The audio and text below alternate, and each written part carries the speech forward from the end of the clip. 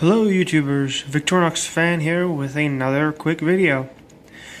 This will be an initial impressions on my Hinderer Investigator aluminum pen. Now, for those of you who follow my channel for longer or know me, probably know that I'm a bit of a pen collector. I do like collecting fountain pens, I do like collecting inks, and I just like pens. They're handy little things, and my go-to EDC pen for the longest time was a Kaweco Lilliput aluminum fountain pen. A tiny little thing, probably even just a hair bit shorter than this. That was a fountain pen, and I loved it, and I lost it because I'm an idiot. So I know I'm going to be picking up another one of those eventually, but an opportunity to grab this came up, and I thought, well, let me try this in the meantime and see how I like it. Because previously, I've owned a tactical pen and I've handled a few others, and while many of them are machined very well, they're kind of less than ideal pens for me. They're more suited to pokey the eyes and, you know, beating people up or just looking badass. But quite frankly, I don't poke people's eyes as frequently as I do write with my pens, so I find that writing capability and writing comfort is a slightly larger priority. Surprise.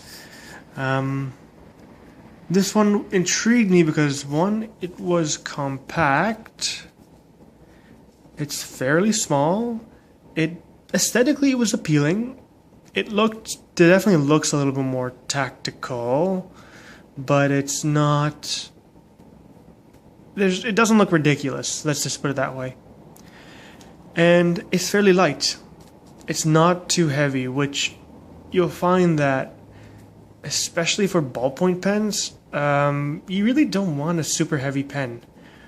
Especially if you're going to be writing for a longer period of time, it just fatigues your hand. It generally is not fun. A lighter pen is just easier on the hand, especially I think for a ballpoint. Maybe for a fountain pen, the greater weight has its perks in certain scenarios, but for ballpoint, no. Especially not for something that runs on this cartridge. So far, I'm liking it. The machining quality is top-notch.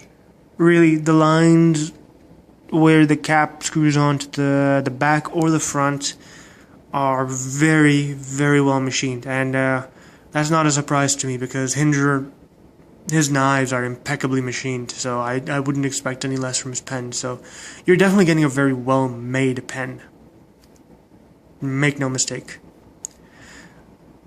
It's got that cool little, pointy end for it if you, I don't know, want to scratch your back or something. We'll leave it at that.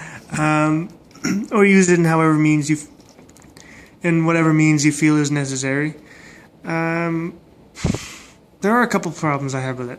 There are two very distinct problems that I have with it immediately after using it. Well, one's a problem, the other one is a meh.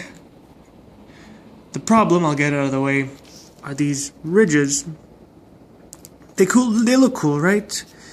They look pretty cool. Well, there's a problem. Let me just shift into a more comfortable position. There's a tiny problem. They're sharp. Within seconds of holding it up, you immediately know that the edges are quite sharp. They're not comfortable to write with, and I really feel that the pen would have been way more comfortable if it had that smoother midsection throughout the entire pen.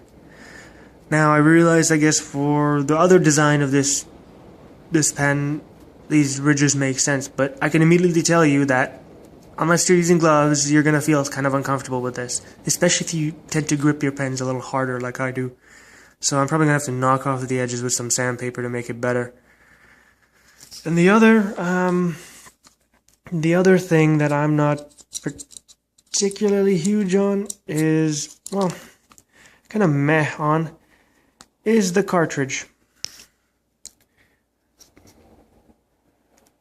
It uses, in this particular case, a bold Fisher Space Pen cartridge. Now, the Fisher Space Pen cartridge is very durable, and that's probably why every tactical pen manufacturer wants to stick those in there. I mean, it writes underwater, it writes in space. In neither places I've ever felt I need to write, but there are individuals, I guess, who do.